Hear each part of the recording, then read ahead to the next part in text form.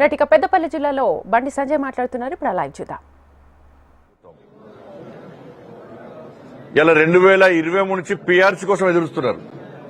ఆ కమిటీ లేదు, కమిటీ సమావేశం లేదు, అత్తిగతి లేకుండా అయిపోయింది. కేంద్ర ప్రభుత్వము యథావిధిగా డిఎల్ ఇస్తున్నది. దాంతోపాటు సమానంగా రాష్ట్ర ప్రభుత్వం ఇవ్వాల్సిన డిఎల్ ఇవ్వకపోవడం వల్ల ఇప్పటికీ 5 డిఎల్ ఇవ్వాలి. 5 డిఎల్ లేవు. జీపీఎఫ్ పైసలు కూడా వాడుకునే పరిస్థితి లేదు. గ్రాడ్యుటీ పైసలు కూడా వాడుకునే పరిస్థితి లేదు.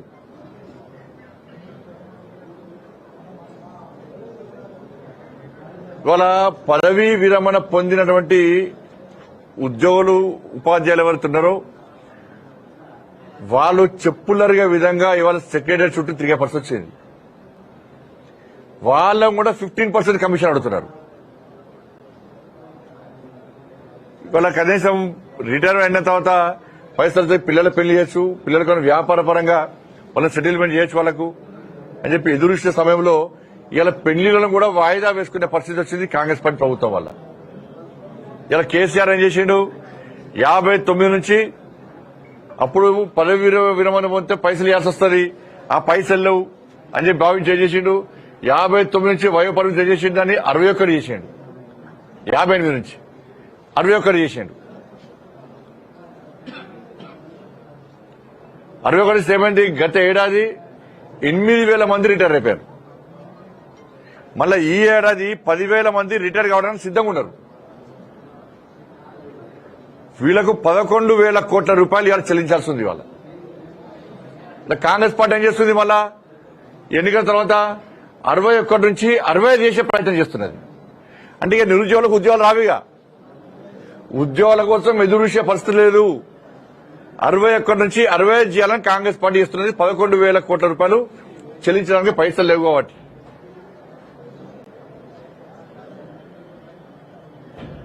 ఇప్పటికే నోటిఫికేషన్ రాక, ఉద్యోగాలు రాక 2 లక్షల ఉద్యోగాలు సంవత్సరం లోపల పూర్తి చేస్తామన్నారు. కేవలం 25,000 ఉద్యోగాలకు నోటిఫికేషన్ ఇచ్చి 56,000 ఉద్యోగాలు మేము నియమించామని చెప్పి ఇవాళ కాంగ్రెస్ పార్టీ చెప్తున్నది. ఇది గత ప్రభుత్వం చేసిందే నోటిఫికేషన్ కూడా. మళ్ళా మెగా డిఎస్ అన్నాడు, వాళ్ళు అత్తిగతి లేదు.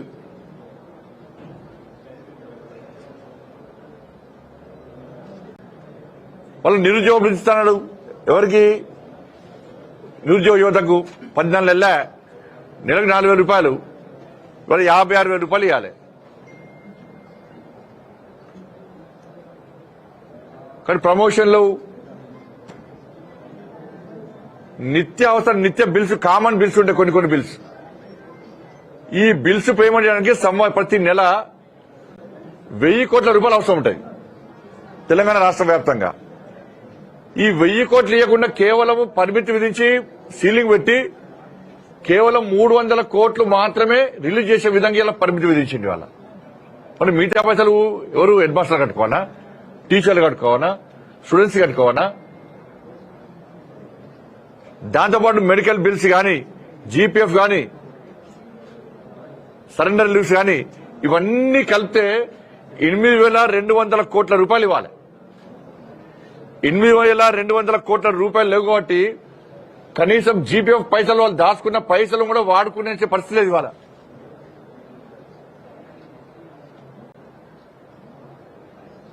కానీ ఇంత దగా, ఇంత మోసం చేస్తూ ఇవాళ ఏమనంటే కేంద్రాన్ని తిట్టడము, మళ్ళా ఒక ఎలక్షన్స్ రాగానే ఒక వర్గం ఓట్ల కోసం కక్కుర్తి పడడము, కొత్త సర్క్యులర్ ఇవ్వడము.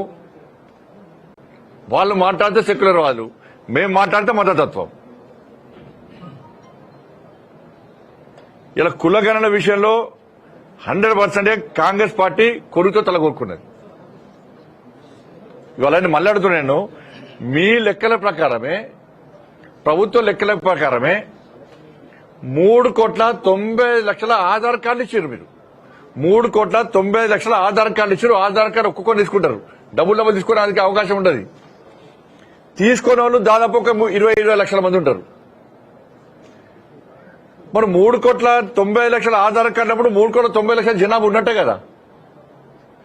మరి కులగణనలు మీ లెక్క సర్వే ప్రకారము 3,70,00,000 జనాభా ఎట్లా వస్తుంది? 3,70,00,000 జనాభా ఎట్లా వస్తుంది? 3,90,00,000 ఇంకో 20-30 లక్షలు తీసుకున్న వాళ్ళు ఉంటారు. అంటే 4,30,00,000 జనాభా ఉంటే మీ లెక్క ప్రకారం 3,70,00,000 జనాభా పడుతున్నారు మీరు. అంటే ఇంకా 60 లక్షలు ఎడికి వేరు. మరి కేసీఆర్ హయాంలో సకల జన సమగ్ర సర్వే చేస్తే బీసీల జనాభా ఏంటంటే 51%. మరి మీ సర్వే చేస్తే 46% వచ్చింది. వాళ్ళ తుర్కోలం కలిపి 52 అంటున్నారు, 56 అంటున్నారు. ఎట్లా జనాభా తగ్గుతుంది? ఇలా ముస్లింస్ బీసీలు ఎట్లా కలుపుతారు మీరు? మళ్ళీ బీసీలకు 42% ఇస్తామంటున్నారు. 10% ముస్లింలు ఇచ్చేస్తామో బీసీలకు ఇచ్చేది 32%. బీసీలకు కాంగ్రెస్ పార్టీ ప్రభుత్వం ఇచ్చేది కేవలం 32%. ఇంకా 10% మీరు ముస్లింలకు ఇస్తారు.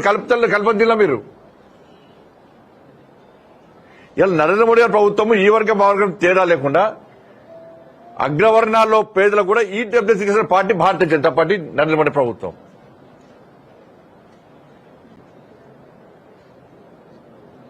కాబట్టి ఇది మార్చద్దు, ముస్లిం కలపొద్దు అంటే దాన్ని మొత్తం అంటున్నారు. కేంద్ర ప్రభుత్వం దగ్గర ధర్నా ఇస్తాడు. ఏం ధర్నా ఇస్తారు మీరు? పోయి దగా చేసింది, మోసం చేసింది కాంగ్రెస్ పార్టీ. మీరు ఢిల్లీలో పోయి ధర్నా అయ్యారంటే ఏఐసీసీ భవన్ దగ్గర ధర్నా అయ్యి, జనపద్ 10 జనపద దగ్గర ధర్నా అయ్యి, ఇప్పుడు గాంధీ భవన్ దగ్గర ధర్నా అయ్యింది. మేము క్లియర్ కట్గా చెప్తున్నాం. మేము 10% ముస్లింలు కలిపి కేంద్రానికి బిల్లు పంపితే అది తిరిగి వాపసు వస్తుంది. దీనిలో ఏం నిర్మోహమాటంగా చెప్తున్నాం. ఏ మొహమాటం లేదు మాకు. జిల్లా నిర్మోహమాటంగా క్లియర్ గా చెప్తున్నాం. మేము దానికి ఒప్పుకునే ప్రసక్తి లేదు. మీరు 10% ముస్లిం తీసేసి 42% కేవలం బీసీలకు ఇస్తే ఇవాళ దాన్ని ఆమోదించడానికి మేము కలిసి ప్రయత్నం చేస్తాం. ఆమోదించే విధంగా కేంద్ర ప్రభుత్వం ఒప్పిస్తాం. మేము అది కాకుండా 10% ముస్లింలు కలిపితే మాత్రం ఒప్పుకునే ప్రసక్తి లేదు. ఇది ఏంటంటే 6 గ్యారెంటీలో ప్రజల దృష్టి మళ్లించడానికి అంత ప్లాన్. 2,500 రూపాయలు మహిళలకు ఇస్తున్నారు, అది పోయింది. 4,000 రూపాయలు ఆసరా పెన్షన్ ఇస్తున్నారు, అది పోయింది. తులం గోల్డ్ ఇస్తున్నారు, అది ఇయ్యలేదు. 18 సంవత్సరాల జాతీయ యువతులకు స్కూటీ కొనిస్తున్నారు, అది పోయింది. రైతు భరోసా ఇస్తున్నారు, 20 లక్షల మందికి ఇచ్చిర్రు.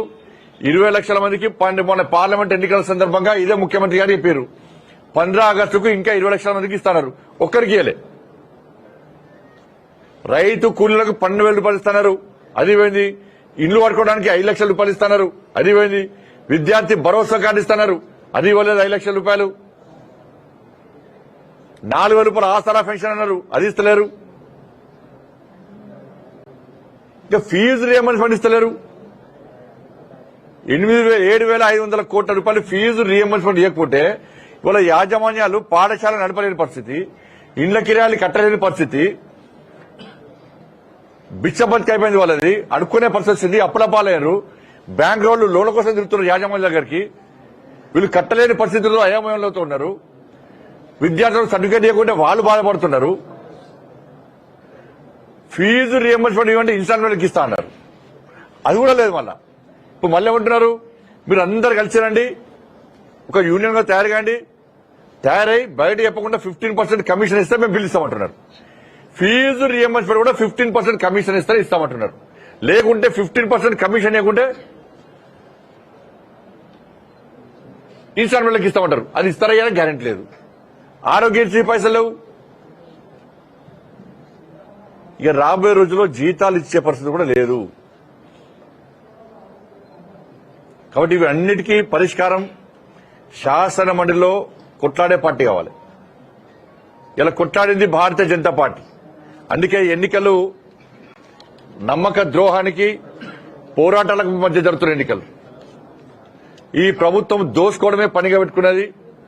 ఇవాళ మళ్ళా నిన్న కొత్త దుకాణం తెలిసింది. ఇవాళ ఎల్ఆర్ఎస్ పేరుతోని. ఎల్ఆర్ఎస్ అట మార్చి 31 వరకు ఎల్ఆర్ఎస్ కు అవకాశం ఇస్తారట.